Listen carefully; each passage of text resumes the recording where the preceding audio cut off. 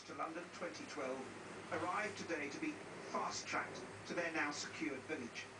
But in other places, police were being fast-tracked to plug the gap left by G4S's failure to supply enough guards. Police had to be drafted in to fill the boots of G4S's missing recruits in order to secure the Olympic Hotel in Salford. Should have been 58 staff from G4S. There was in fact 20, is my understanding. And it clearly, in terms of the lockdown, was insufficient. As a consequence of that, Greater Manchester Police have put in 28 additional police constables and 4 sergeants, and they are actually, as we speak, ensuring the lockdown of the Worsley Marriott. In the Commons, MPs demanded to know just how many of the 10,000 it had promised the global security firm was now actually providing. Can she tell us precisely how many people she now expects G4S to provide? What's the precise number of security personnel that G4S will now deliver for the Olympics? We are continuing to accredit personnel for G4S, and they are continuing to schedule personnel for the Olympic Games.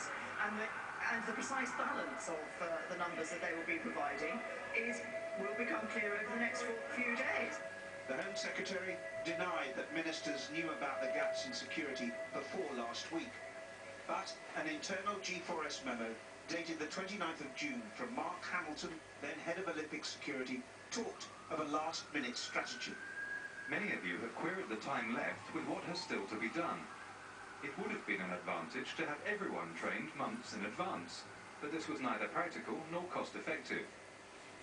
The programme was planned to roll out through to July, and I appreciate this type of just-in-time phasing puts pressure on your own personal arrangements.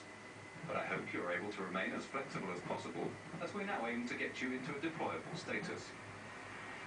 But given the urgency and the uncertainty of just how many G4S has got in a deployable status, attention has turned to Plan B, the billeting of most of the 3,500 additional soldiers brought in to fill the security gap.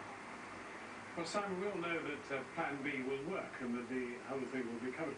Why then all this fuss before the Olympics? Why risk scarring them with all this when it could be done afterwards? I think it's much more the political side of just how responsible the Home Office and the Home Secretary is for this debacle. Everyone agrees it's a debacle. And the Home Secretary today was saying it was clear G4S would not meet its contractual duties a week ago when the Sheila.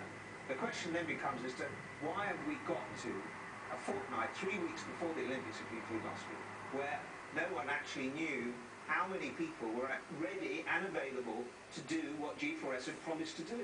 And that has caused, I think, an enormous amount of upheaval. You've seen today hundreds of more police officers in already stretched forces having to be brought in over weekends, on overtime, costing maybe £30,000 for each day, each person in each force. So you can imagine the cost of it going up and up and up. Someone's got to pay for it. And the thing is that, of course, the Home Office itself is between a rock and a hard place because they're totally dependent on G4S to deliver prisons, all sorts of other security, ministerial security, all sorts of stuff. So they're not going to be too rude to G4S, are they? No. And, of course, remember that G4S's Chief Executive, Nick Buckles, is appearing before the Home Affairs Select Committee tomorrow, where he will be grilled about who knew what when and exactly who was told what. Because, of course, in the middle of this are the Games organisers who've been absolutely silent, virtually, on what their role was, who they contacted, who was doing the risk assessment over the time and the period over the months before we got to the stage where suddenly 3,000-4,000 people short to protect the athletes during these games. Simon Israel, and we did, of course, bid for Locog, the company behind the Olympics.